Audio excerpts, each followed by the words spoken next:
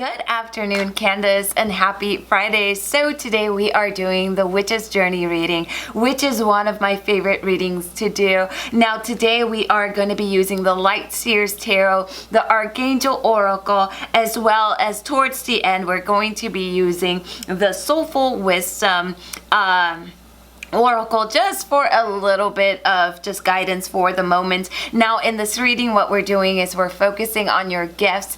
So any gifts that wants to come to the light, and it brings a little more understanding and hopefully sheds a light for you and brings a little bit more sense of why you may be feeling the things that you feel without any explanations. Now, because we are on the second day of the Lionsgate portal opening, we know that that started happening yesterday on 8/8, and it's going to be peaking all the way to August 12th.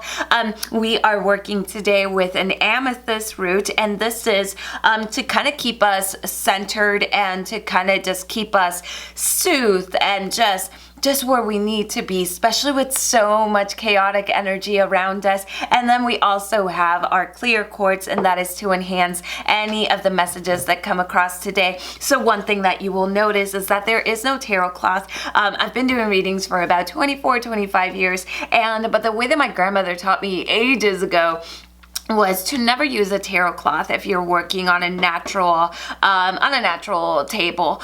So to use a tarot cloth if you're working on plastic table or something like that, but to allow the natural element to feed the cards. So for the last about, I would say 3 to 4 years, I've been kind of just playing around with that idea.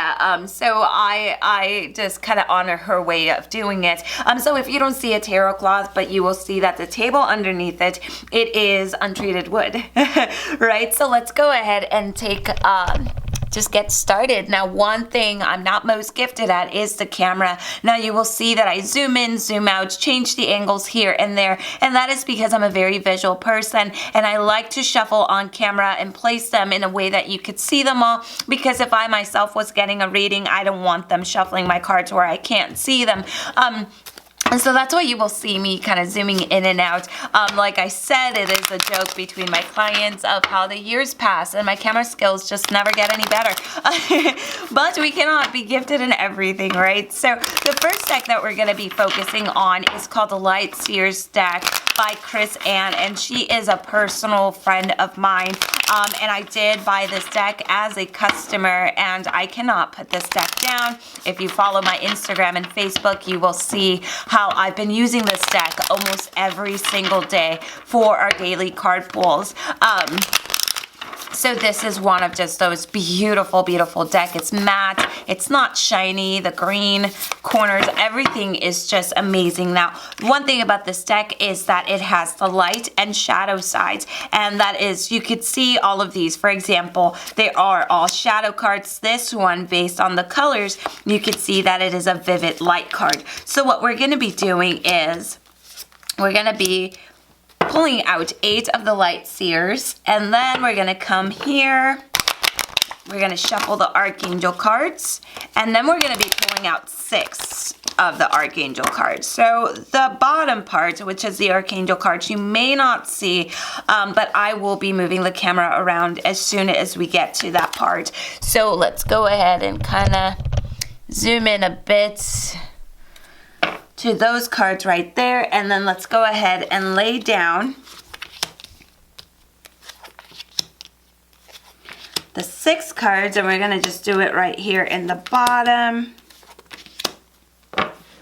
And we're zooming into the top part because what we're doing is we're going to be starting with that first card. Now, the first card that we see is the 6 of Swords. Now, when we take a look at the 6 of Swords, usually the 6 of Swords is saying leaving something behind. Now, the beautiful thing about this deck is right now it shows that you're in transition, right? You need help arriving at the perfect time because it is your rite of passage. There is a lot of healing going on in the background in your life. So you're moving beyond on trauma or any shadows of your past, you definitely want to seek support from other people, because this is what we would call your personal evolution. Now, seeing the Six of Swords is actually giving yourself permission to release the things that no longer serve you.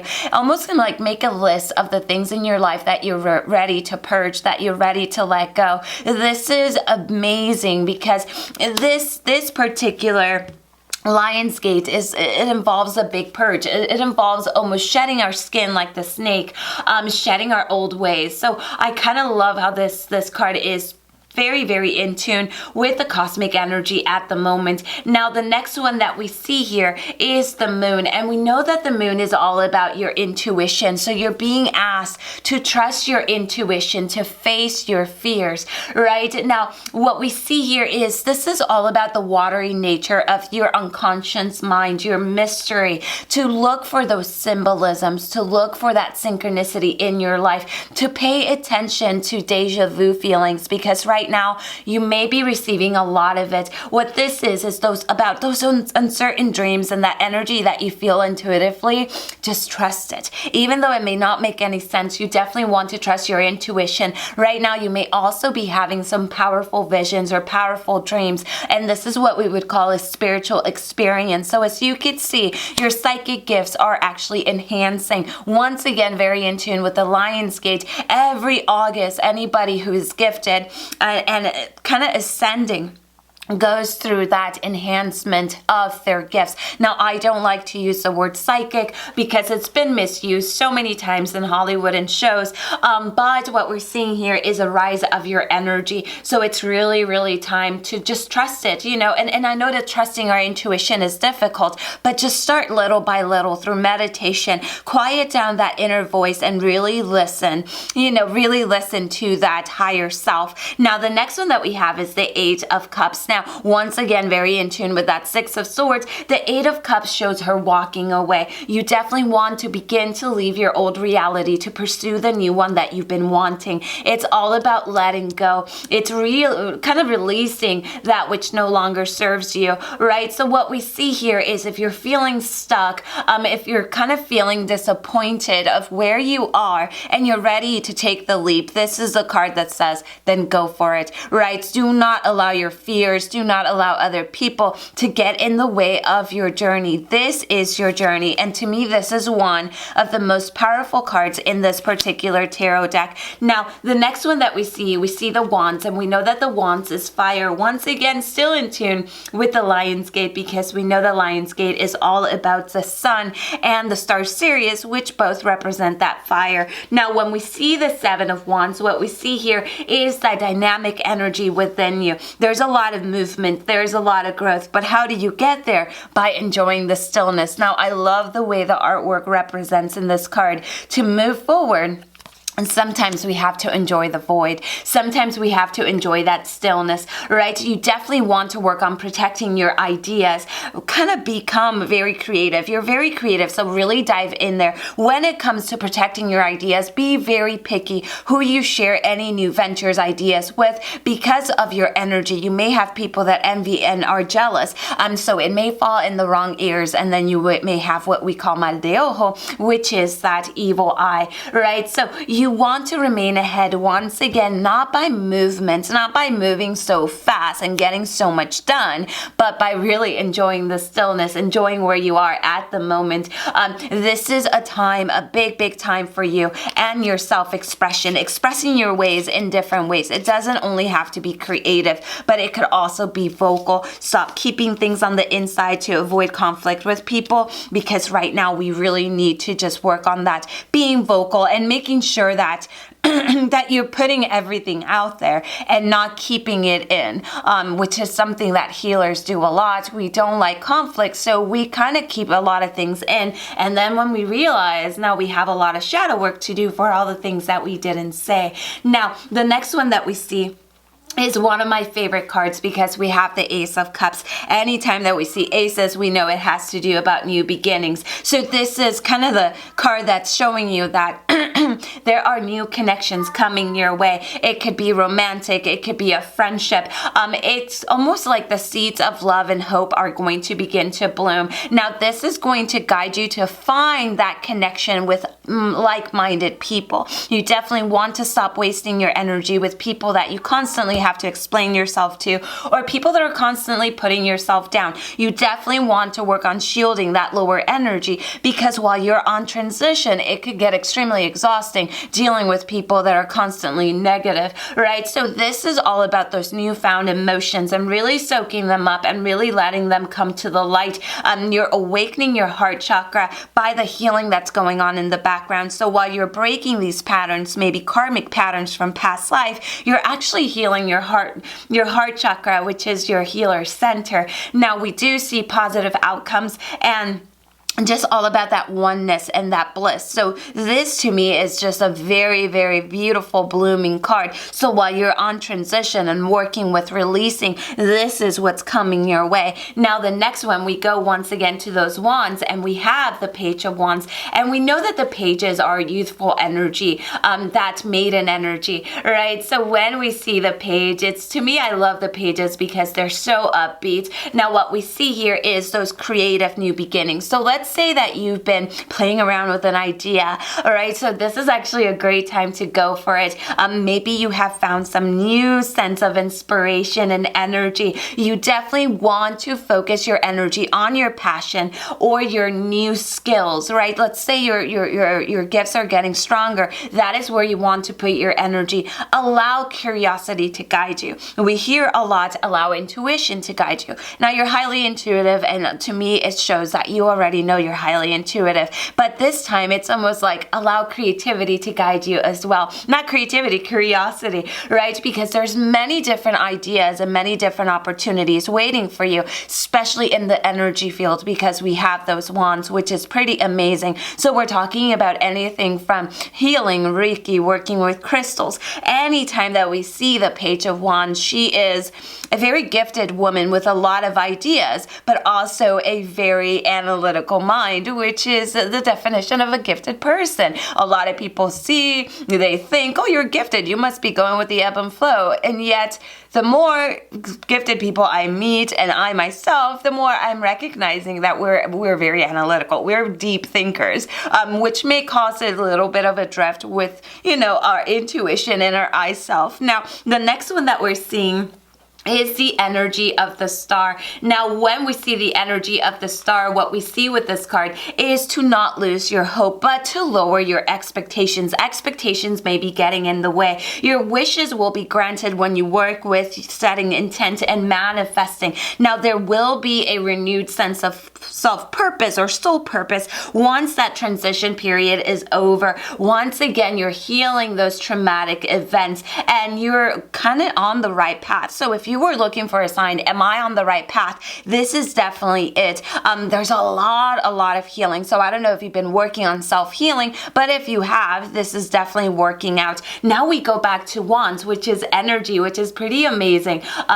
Seeing the energy cards a lot on the Witch's journey. Now the Eight of Wands is the speed, the velocity that you travel, right? Now you may be faced with making split decisions, right? But there will be an upcoming positive resolution for you. A lot of good news headed your way. Now, when we're talking about this velocity, this travel, this doesn't mean let's get things done fast, because you're constantly soaking up energy from people. You definitely want to set your priorities. So yes, I will get things done, but I also have to recharge my energy as a clairsentient, and I know you are because of the way that these cards are reading. You really love to put other people first, but you also have to focus on recharging your energy. So what we're gonna do now, here's Elena, my cat, she's very vocal.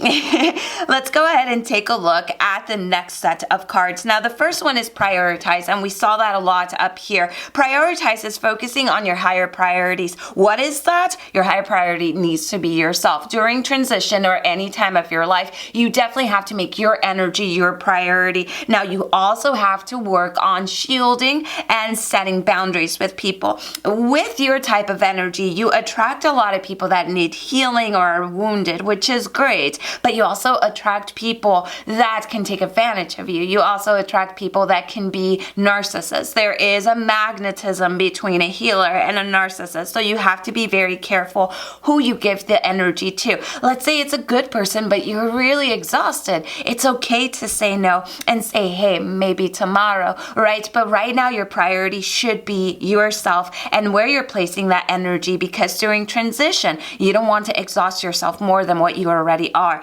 Now, the next one, we see sensitivity, which is very in tune with the Lion's Gate, and we're all feeling it, right? So you're extra sensitive to energies and emotions in this moment, in this time. So you definitely want to honor yourself and your feelings. So what does that mean? I don't want to keep my feelings hidden. If I feel angry, I'm going to express it at the moment.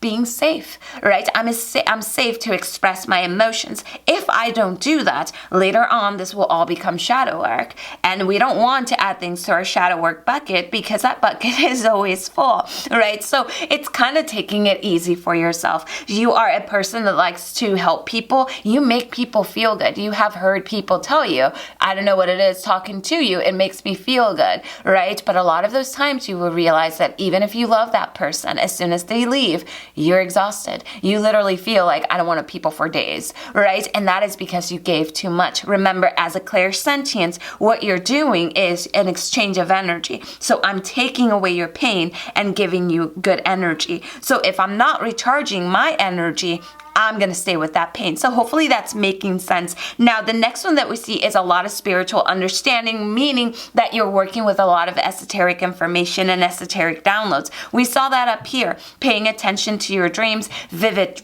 visions, and things like that. So what we see here is a lot of esoteric information is coming to you through symbolism, through numerology, and what they want you to do is kind of expand your third eye to understand those the spiritual truths, right? So we do see a little bit of what we would call clairvoyance, especially if you get those random visions that sometimes, if you don't know that you're a clairvoyant, you get these random visions, but we confuse them with random thoughts, right? So the next one that we see is clearing your space. Part of that Lion's Gate, once again, purging anything that you don't need, not just getting rid of things or even people that are not good for you or energy, but also clearing your space using sage, using herbs, using a blend of maybe rosemary with a little bit of lavender and chamomile, and burn it in your space on a hot coal disc. This will clear your energy as well. You could also use a bell. You could also use a Tibetan bowl.